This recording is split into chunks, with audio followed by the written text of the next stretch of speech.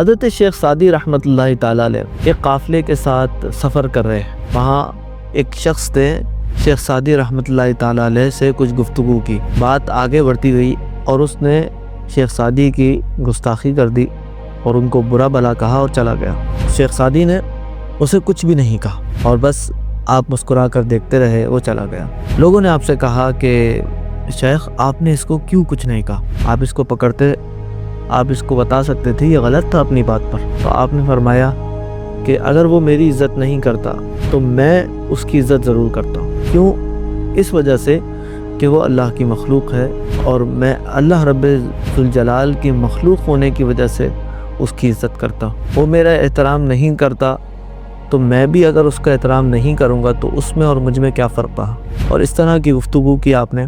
یہ جو دوستی اور تعلقات، یہ تمام چیزیں یہ ہماری زندگی پر بہت گہرا اثر ڈالتی. ہم جس کے ساتھ بات کرتے ہیں ہمارا ایک اورا ہوتا ہے، جس طرح کی ہماری فیلنگز ہوتی ہیں اسی طرح کے لوگ ہم سے آ کے جڑ جاتے ہیں. بہت سے لوگ آتے ہیں وہ اپنے دوستوں کی وجہ سے پریشان ہوتے ہیں یا اپنی دوستی کی وجہ سے پریشان ہوتے ہیں کہ میرے دوست نے یہ کر دیا میرے ساتھ یا فلاں کر دیا. تو ضروری ہے ہمارے لیے کہ ہم سمجھیں کہ دوستی اور تعلقات میں حدود کیا ہیں. اگر یہ حدود سمجھ آ جائیں تو ہمارے لیے دوسروں کے ساتھ تعلقات بنانا اور ان کو لمبے عرصے تک رکھنا اور پھر اس طرح کا تعلق جو ہمیں دنیا اور آخرت میں فائدہ دے، ایسا تعلق بنانا ہمارے لیے بہت آسان ہو جائے. سب سے پہلی بات جو دوستی اور تعلقات میں ہم نے اپنے ذہن میں رکھنی ہے وہ ہے اخلاص اور للہیت. کہ دوستی کرنی ہے تو اللہ کے لیے کرنی، اور ہم نے کسی کو اپنا دوست بنانا ہے، اپنا ساتھی بنانا ہے یا اس کی صحبت اختیار کرنی ہے تو اللہ کے لیے کرنی. آج ہمارے لیے سب سے بڑا پرابلم، سب سے بڑا چیلنج دوستی میں یہ ہے کہ ہم دنیاوی مفاد کے لیے دوستی کرتے ہیں. اللہ کے لیے دوستی نہیں کرتے، ہم دنیاوی مفاد کے لیے. یار اس سے میرا کام بن جائے گا، چلو اس سے دوستی کر لیتے. اس سے میرا کام بچ جائے گا، اس سے دوستی کر لیتے. اور جب کام نکل جاتا ہے، غرض پورا ہو جاتا ہے تو پھر وہ دوستی ختم ہو جاتی ہے، وہ معاملات ختم ہو جاتے ہیں. تو اس میں سمجھنا ضروری ہے کہ دوستی اور تعلقات جہاں پر بھی قائم کیے جائیں تو وہ اللہ کے لیے کیے جائیں. سوال پیدا ہوتا ہے کہ ہم تو دوسروں کے ساتھ اس طرح کے معاملات رکھتے ہیں کہ ہمارا اس طرح کا خیال نہیں ہوتا.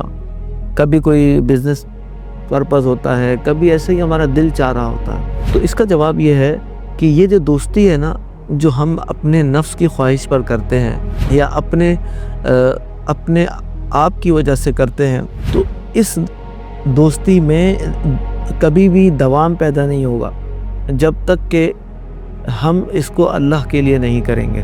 ہمیں ایک دوسرے کی ضرورت ہے. دنیا یہ دارالاسباب ہے.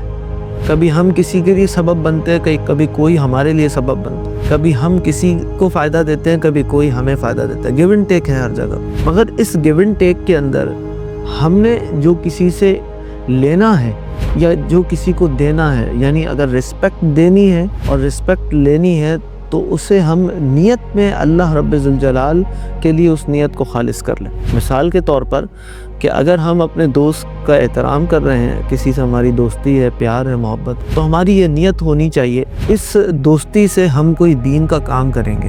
ہم مل کے اللہ اور اس کے رسول کی باتیں کریں گے. ہم مل کے فضول باتوں کے علاوہ، فضول گفتگو کے علاوہ ہم اللہ اور اس کے رسول کی باتیں بھی کریں گے. یار کوئی اچھی چیزیں ہم سیکھ لیں گے، کوئی اچھی چیزیں ہم سکھا دیں گے. کوئی اس طرح کا پہلو اگر ہماری دوستی میں نکل آئے تو وہی دوستی جو گناہ کا سبب بن رہی ہے، وہی دوستی نیکی کا سبب بھی بن سکتی ہے. پہلی چیز یہ ہے کہ اپنی نیت کو صحیح کرنا ہے. چاہے جس سے بھی دوستی کرے، کسی بزنس پارٹنر سے بھی جب آپ مل رہے ہیں تو اس میں اللہ رب ذوالجلال کے لیے اس دوستی میں اخلاص پیدا کریں. اللہ کے لیے اس دوستی میں اخلاص اس طرح ہوگا کہ کہیں نہ کہیں اس میں ایک ایسا پہلو جوڑ دیں، اس کے ساتھ ایک ایسا معاملہ جوڑ دیں جو آپ کی نیکیوں میں اضافہ کر دیں، جو آپ کی خیر میں اضافہ کر دیں، جو خیر آپ لوگ ایک دوسرے کے ساتھ مل کر پیدا کر رہے ہیں، اس خیر میں دوسروں کا حصہ بھی شامل کر لیں. تو آپ دیکھیں پھر اس دوستی میں ہمیشہ دوام ہوگا.